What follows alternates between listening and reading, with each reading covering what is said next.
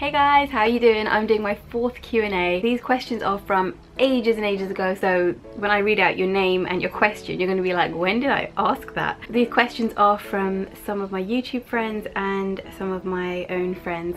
So let's start with my first question, which is from Bella Sky. What inspired you to become a YouTuber? Again, I'm not very familiar with me being known as a YouTuber, but it was around the time that we had lost a long-standing member of our church who was very close to our family, and it made me realize that I've been off the grid for a long time and I wanted to do something that would use my skill, talent in whatever way that I felt comfortable with. I wasn't comfortable being in front of people yet. Which I am anyway, but in a way, like, my confidence was knocked, let's just say.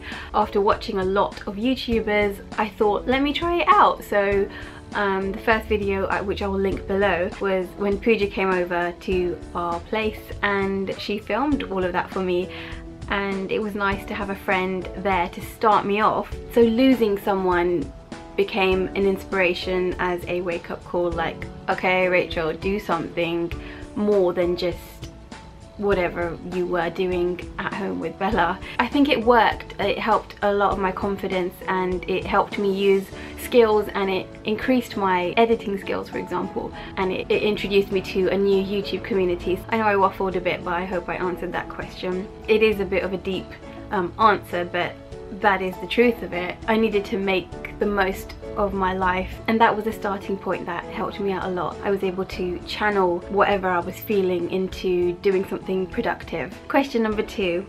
Would you rather never be able to speak again or have to always say everything on your mind? And that's from VloggerGrant. The thing is, I used to never speak much. I was just like the singer. I didn't speak much. Technically, I do say what's on my mind, like especially with friends, and that's what I'll get a lot of weird looks from them, or not in a foul way or anything, but just like the quirkiness and just literally just saying whatever. So I'm gonna go with the latter. I would always say everything on my mind, even if it gets me into trouble, which it does, but when I feel passionately, I will say it. But this is not just feeling passionately about something. But luckily this is only just a hypothetical kind of question. Okay, question number 3 from Aimee Dantlee. How do you see yourself in 5 or 10 years from now? So in 5 years from now exactly, I'll be 33. So between 33 and 38. I expect us to have our own house, possibly a second child, maybe even a hamster. I'm obsessed, aren't I? And definitely I'd be working in something, because I know I can't just sit around the house and cook and clean. I know I feel like I have a lot of tools that I need to go out into the world and use them, or, you know, sharpen up my tools. Oh God. Isn't that weird? I feel like I have a lot more to give. It's just about channeling my skill and increasing the motivation and passion and just everything falling into place with Bella's school. As long as I'm happy, I think I can do pretty much whatever I set my mind to. It's always a mind thing, so I'd like to think in 5 to 10 years I'm doing really well in whatever it is I enjoy at the time. The future is very ambiguous, especially for me right now, not knowing what's going to happen with me personally, or my future, or career-wise, blah blah blah. Question number 4. I like this question. Would you ever release a book? If yes, what would it be about? And that's from Kamalini. The funny thing is, if you guys watched my Who Knows Me Better video, I did say I like to write. I do like to write about myself, so journals and stuff like that, which I haven't done recently, but I used to. Even before marriage as well, I used to. And also I like to write short stories about anything really. So I do see myself writing a book. I want to do my albums first. Yes, plural, more than one. So writing a book would be maybe in my late 30s to 40s, where I'm more settled and not so hyper, which I kind of am. Yeah, so definitely. And the book would be about Oh, it's hard to tell. It could just be things that I'm passionate about writing, or just again from my view, little things like around the world or about issues. Yeah, anything really. Just check out my blog and you'll get a taster of what I like to write about. So thanks for that question, Cam. Question number 5. If you ever come out with a beauty range, what would your main theme or scent be, and what types of products would you release? And that's from Stephani.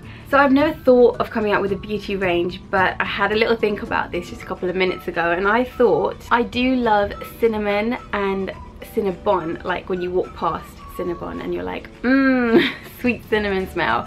So I think I would love, especially for mums, a mist that smells of Cinnabon or cinnamon. Again, not too sickly, but like, you know, because when you're like just all flustered and sweaty and you're tired from the kids and you just need a little pick-me-up and something that smells good too, I think I would make a scent that smells like that. Copyright if I can.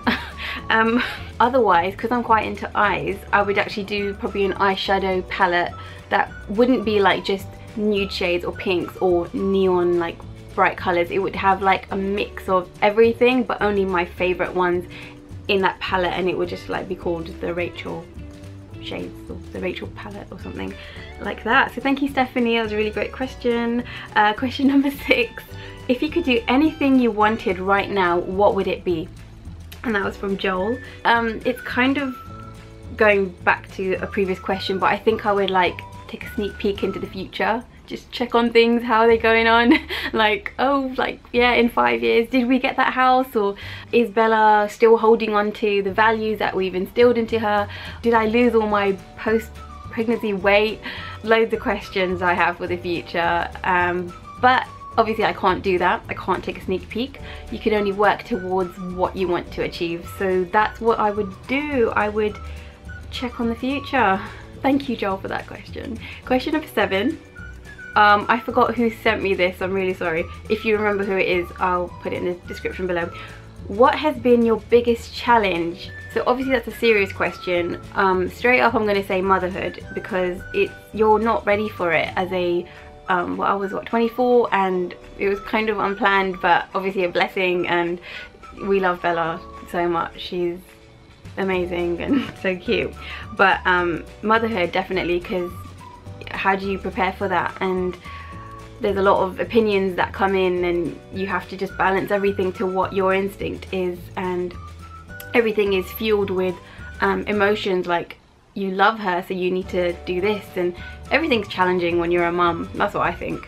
And then especially when they grow up, I've heard you care about them even more and their future and stuff like that. So I think being a mum, if I could though, I would talk about when I was unemployed for quite some time before marriage, meaning before I met Malcolm. I had dropped out of uni, tried out a load of jobs. I must have been about 21-ish. That was an awful time.